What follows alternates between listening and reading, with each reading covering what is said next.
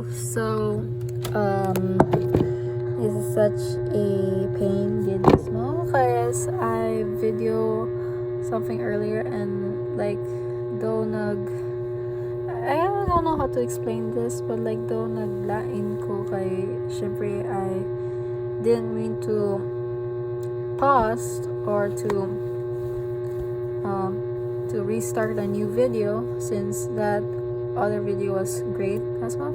So now I have to start it all over again on what I was about to say, and literally I was just checking my time here and myself and just bang, tapos na lang. So I think this video will be a document or like a experience or my expectations on what will my new school, what will I be like on my next school year, since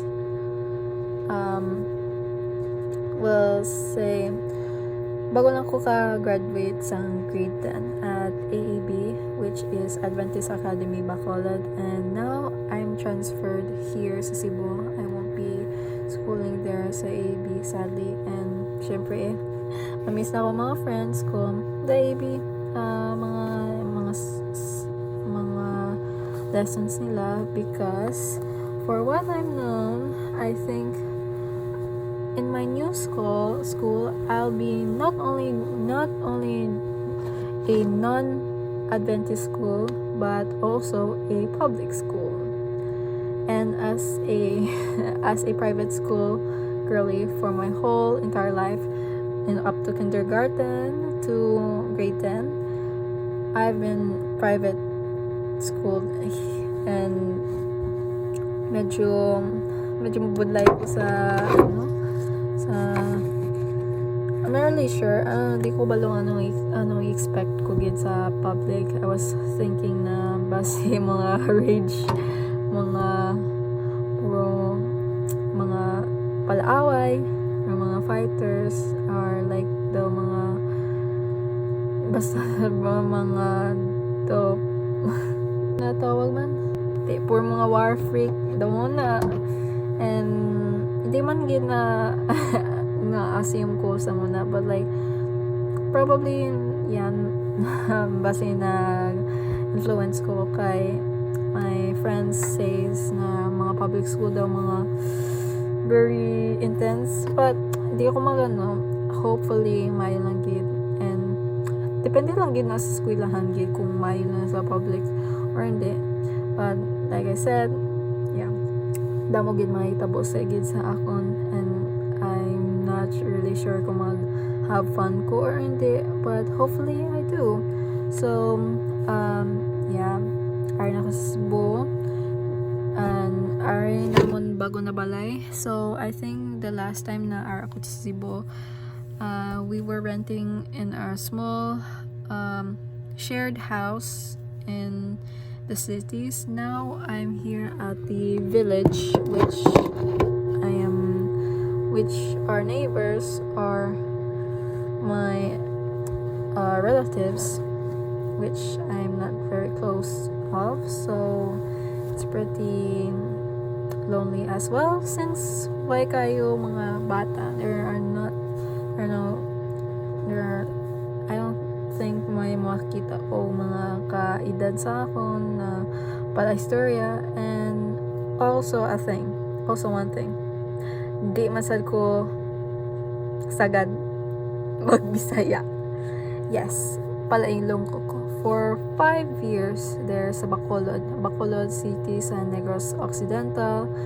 I've struggled on Ilonggo. I tried to fit in, and since kabalo na ako mag-Ilonggo and pretty much those fluent ko, but sa tono lang galing mabalano na di ni siya Ilonggo ay Bisaya ni girl ni siya, and kisa mag Tagalog ko, which is yeah, basically na digid ko tuod gid na Ilonggo, but yeah, for all those years, and now subong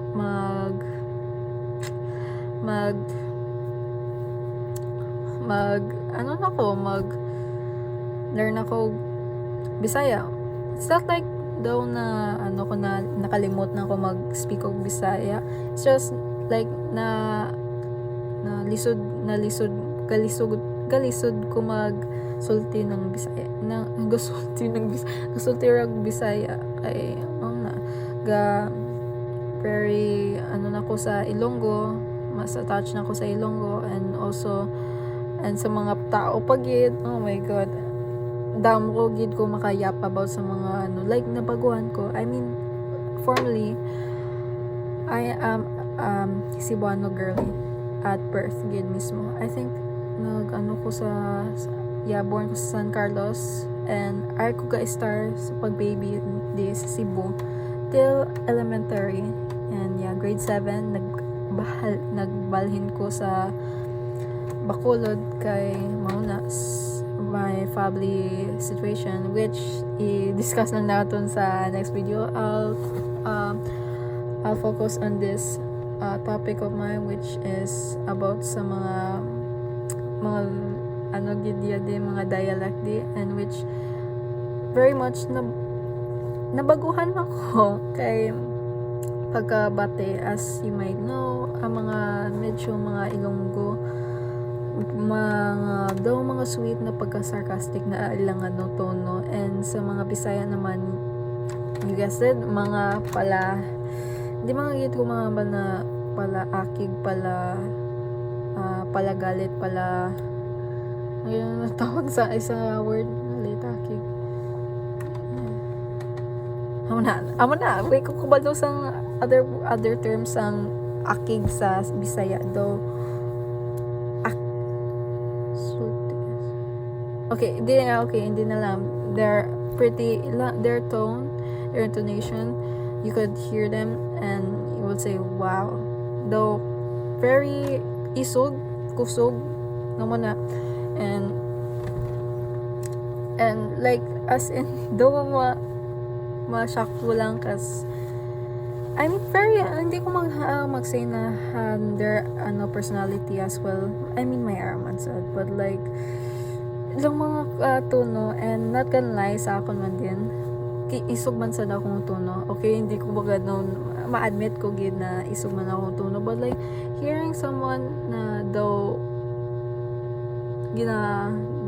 ginapa galit ka lang daw, amo na pagid very pagid ko. And also dasig lang ko mapitik, and my main pitik dasig lang ko ma-rage bait, or like as in magalit, suko nakabalo na ko anong meaning sang akig, suko. So hala na ko sa blanket ko, sorry ha, very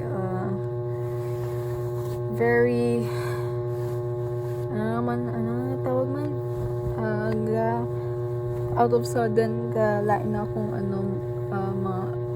like two time bravo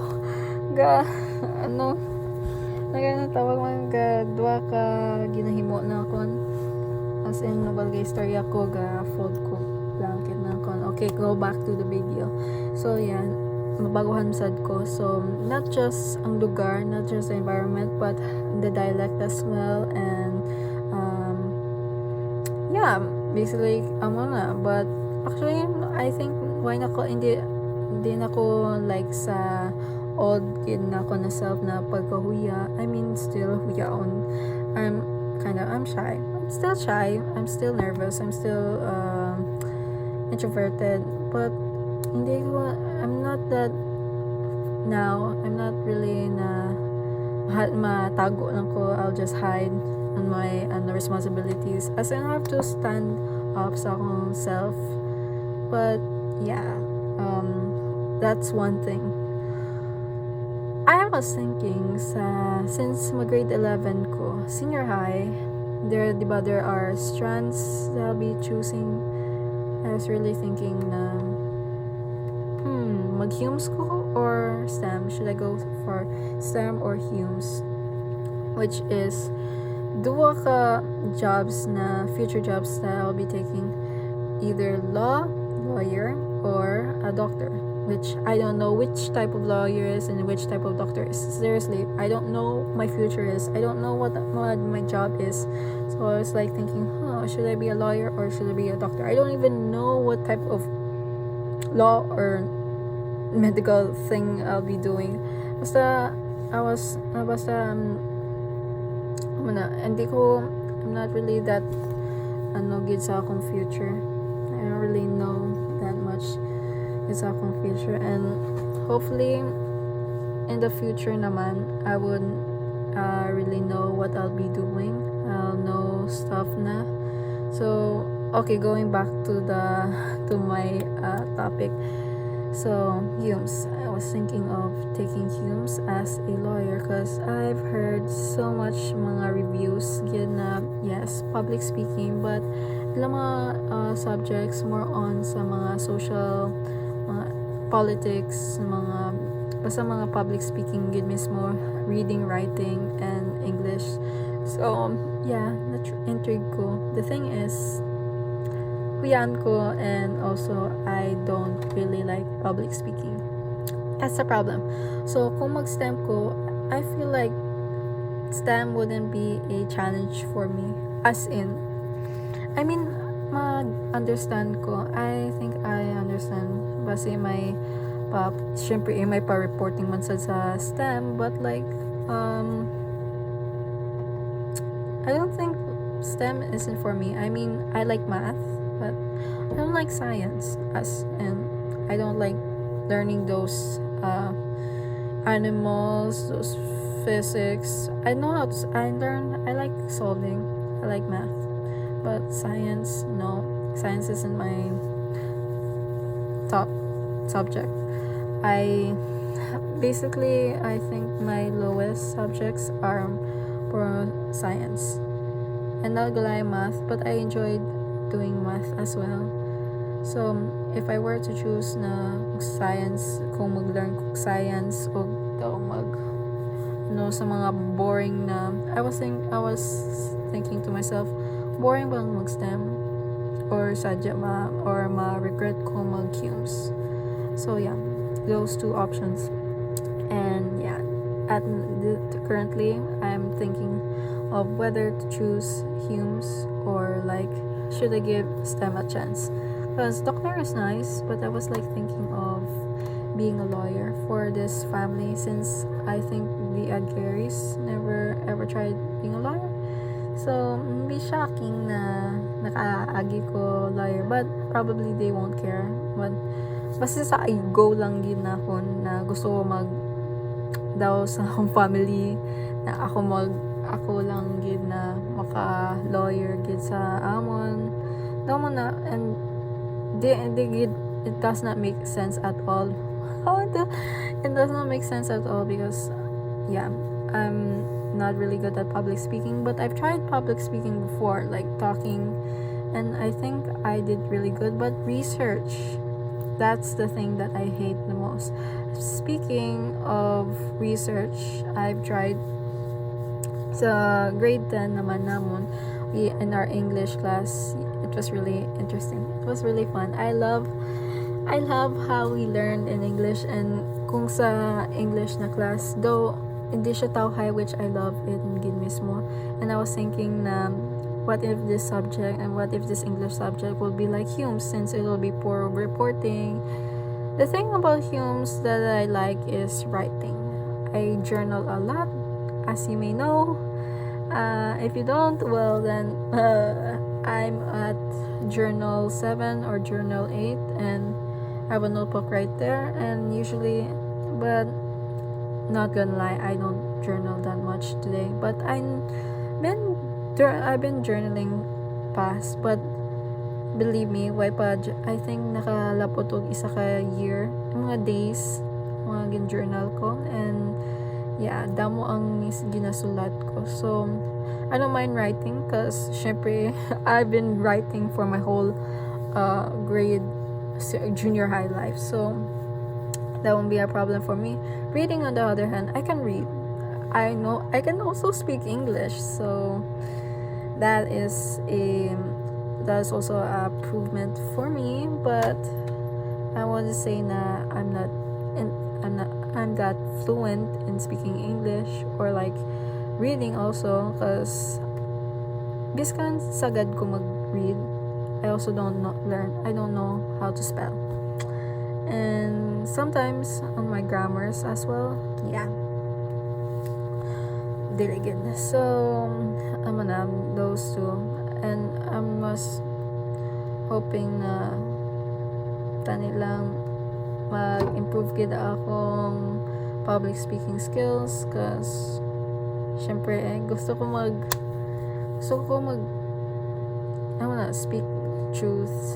I always think to myself na gusto ko mag-stand up for my own self. Gusto ko learn how to speak. Hindi ko mag-stutter. Hindi ko mag-switch og different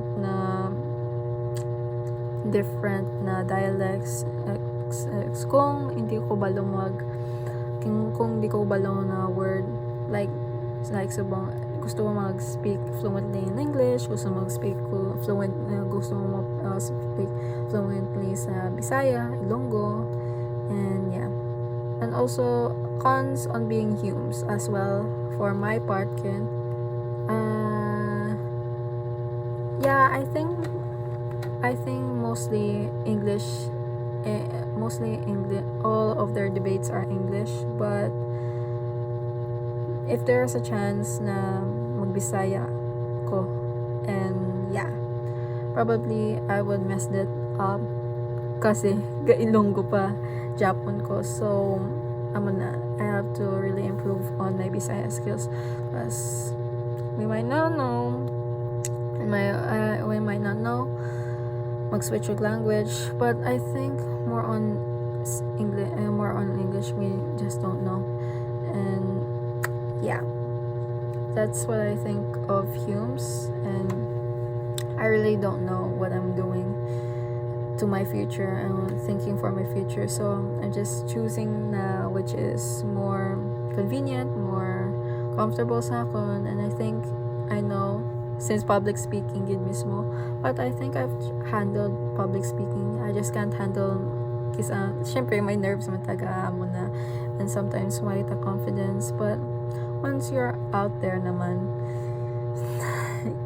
mag-develop man ka sa confidence. So I don't think na sa Humes ko, but recently my one thing gid ko ga stop sa magkwag Humes, it's because of a certain person. I was not really sure, since what if she will. Okay, so here it is. My cousin Jerlyn, she asked me to school at ACT, which is near AAC, Adventist Academy, Cebu. And yes, ACT, that will be the school. I might be schooling ACT, I'm not really sure. This video is at April, what the hell? It's Tuesday, April 14. Siyempre, I don't know what school I might be choosing. What if sa ACT gid go mismo, or balik ko sa Adventist school? That's the thing. And I was thinking to start something new, biskan sa public pagid na, I think makahandle ko, biskan Englisher ako, and lalagid kay Ilongga pagid, but I think maka-intindi mo ako, and hopefully makamit ko mga friends man, mga grupo na maka-understand sa akong situation, and also are also not a killjoy as well. Tani hindi sila killjoy. Also, that's one of my expectations sa new school na kon.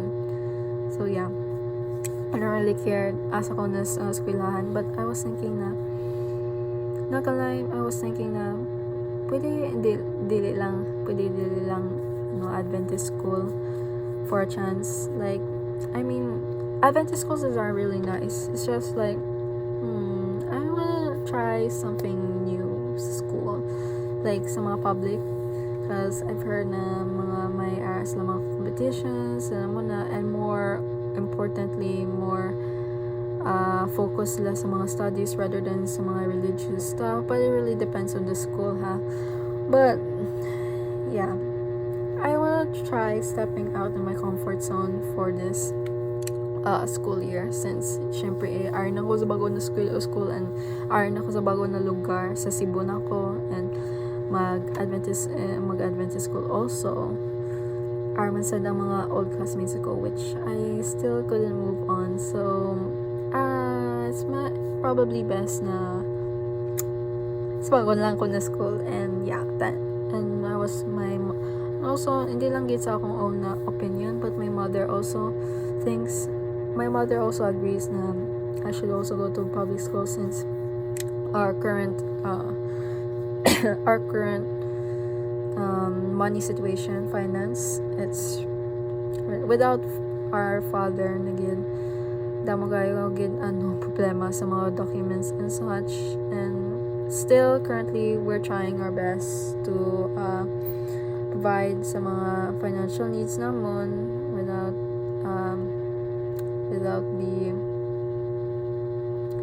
the allowance coming from the government, because at that time when Papa was alive, and the only thing we've been living off through is our allowances from the government, which is Papa is a US citizen, and since he's retired,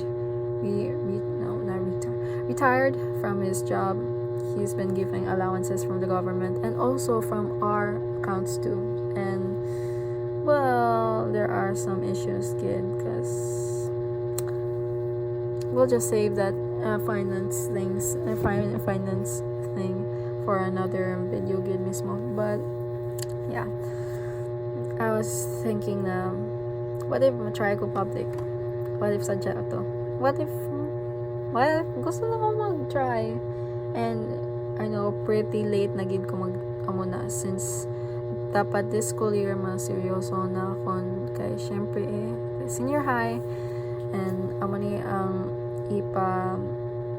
ko sa college kids, so very too late sa akon tani nag-public school ko, kung mag-try ko public school tani sa mga junior high school years ko, kay syempre when na sila kaya gid sa mga grado subong. Yeah, I have biskan sa public school pagid ko, I still have to maintain my grades, since hoping lang gid na maka-scholarship ko sa college, and yeah, maka-learn gid ko mismo, and lang na. But in reality, I don't really care about learning. Yes, I said it. Why ko paki mag-learn? Di ko gusto mag-learn, as in it's really boring.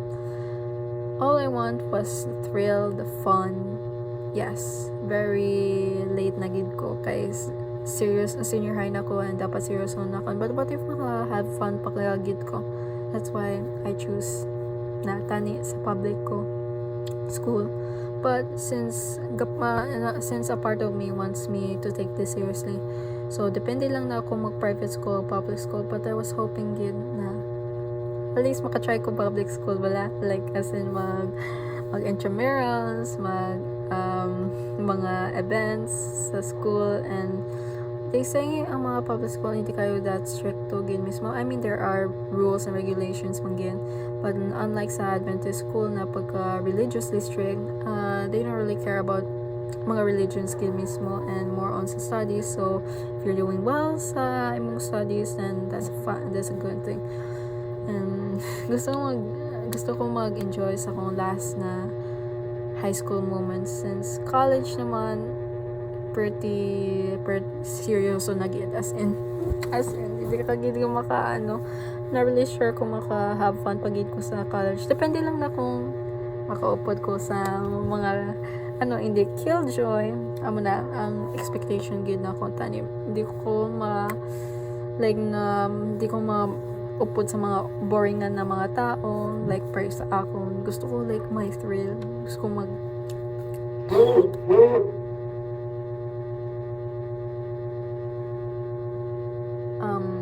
basta yung bugto akong sister. So, ano early ka? Gusto ko ako na eh.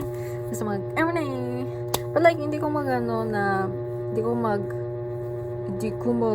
amo na, like, as in, akong whole high school life, magamo na. Gusto ko have fun, get my thrill, and yes, syempre, focus man sa studies, but at the same time, may araman sa na pagkaling na, but hindi too much, gid na maka-fuck up, gid ko sa maka-damage sa akong future, cause, syempre, I want to really get into college, and also, work my ass off. So, yeah. Here is me on my bottom bunk. I like the LED lights. They're really nice. So, yeah. I think those summarize... syempre hindi summarize, but I think that's how I expect this this school year din mismo. And this summer break, hindi ko mag-expect din na may ma-improve kids akon, cause I'm pretty much lazy. Ay lang ko higda lang ko sa akong comfy ass bed here, and as in late pagid ko mag-sleep. It's now 10:57 and usually mag-sleep ko, and I think this summer schedule, imbes na akong sleep schedule mag-fix na, turns out wala gid nag-change. I mean, sa dorm gid mismo ko, sa dorm ko sa EEB Adventist Academy Bacolod sa Negros Occidental.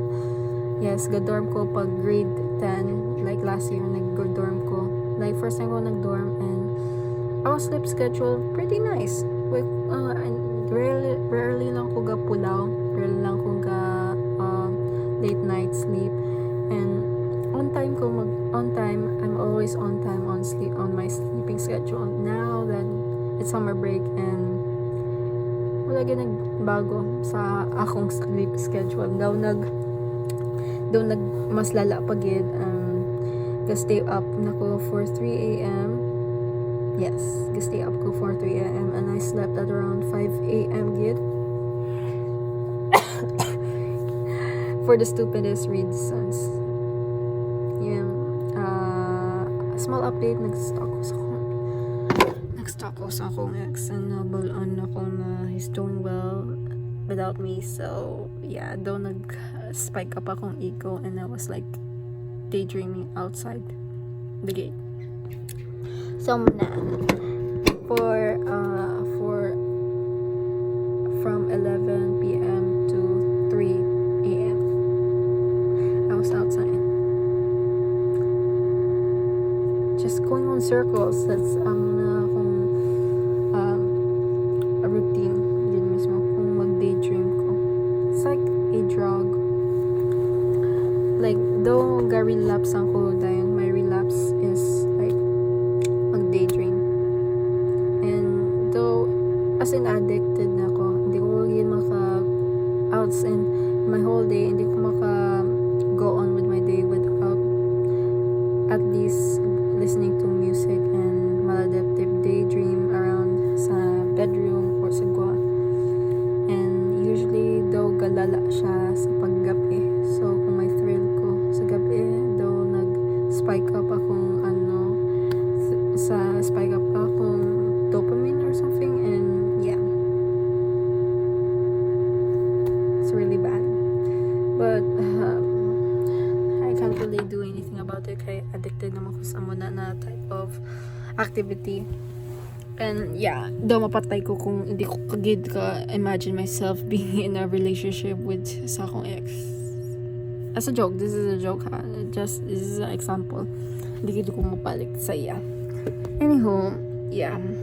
To naglabot naman lagi sa ex, dapat sa school and sa situation ko sa Cebu. Well, okay, nakapuyan ako kay gahigda na ko. But like I said, daw mabaguhan lang gid ko din sa Cebu. Hopefully the audiences can understand what I'm saying, since the switch up ko sa Bisaya, sa Ilonggo, and sa English. And I think though, I think I can also hear myself saying Tagalog as well. Bilingual or trilingual or something. So yeah, that's my expectations on my schooling here in Cebu, and hopefully I could also do another video since if I'm not busy. And yes, I'll be posting this gid in Facebook. Syempre, I'll be posting this on Facebook since may wifi na ako. Pwede na ako makapost ng mga videos. Alright, I can post videos now on YouTube. So that's great.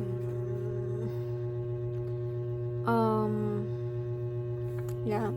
Oh, also, I don't know what to say anymore. I'm not really good at ending sa mga videos gid na kon, or even biskan mga introduction gid na kon. I just go straight to the point. So I don't know, probably a message from me from the future kung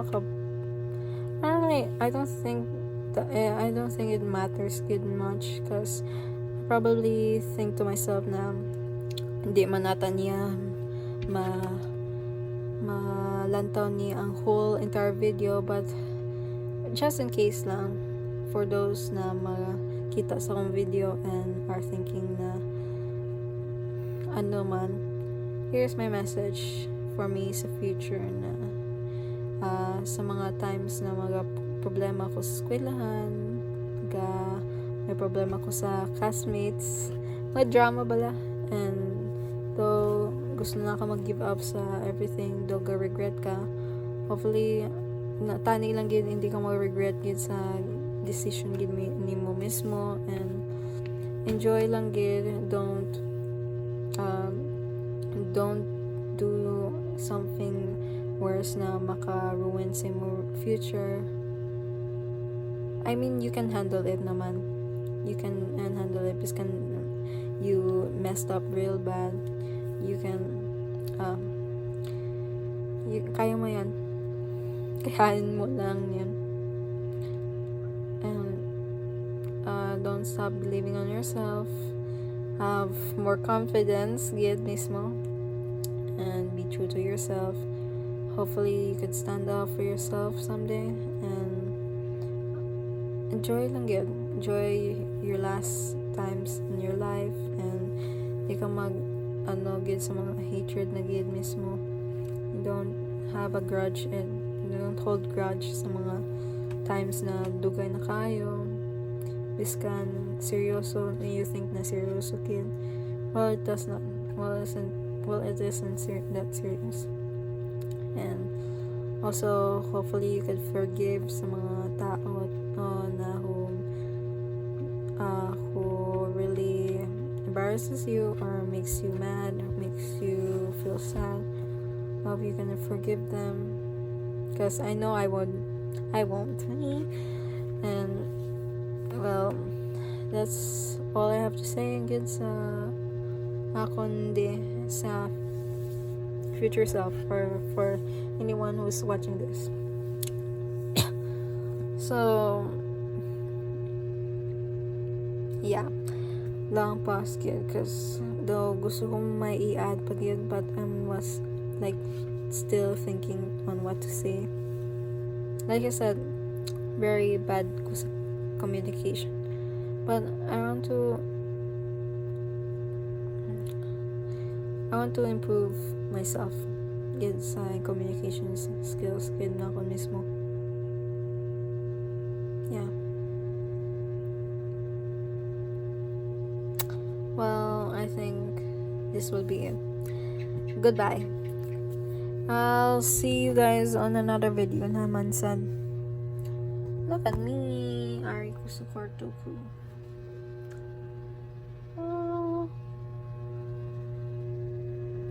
Bye now.